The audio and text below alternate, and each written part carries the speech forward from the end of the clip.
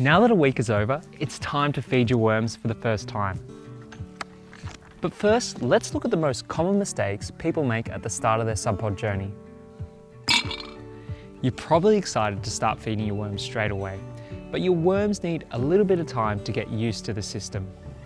I'm going to show you how to avoid overfeeding and how to manage it, because accidents happen.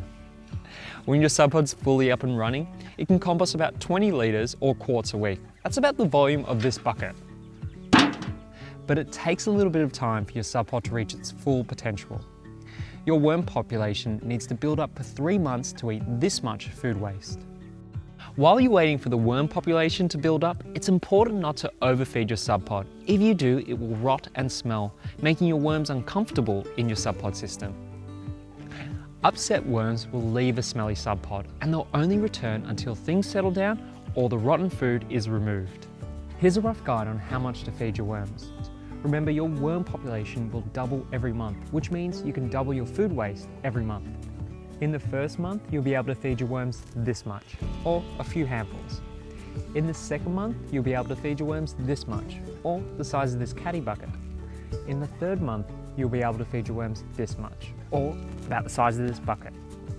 Not everybody wants to measure their food scraps, so here's a simple rule of thumb to help you feed your worms. For the first week, we're only going to add a few handfuls of chopped up food waste to our system.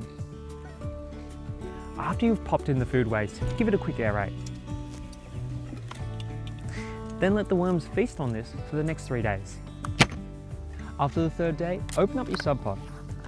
If they've eaten at least 50% of the food scraps, you're welcome to add more. But if not, hold back.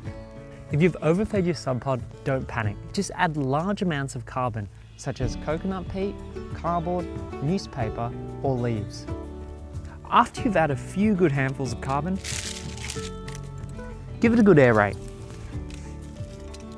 This will bring in the oxygen, preventing it from smelling. Great job. Remember, slow and steady wins the compost race. If you're having any trouble at all, please contact us at hello@subpod.com or get onto the Grow Hub community to get answers from me and the rest of the team.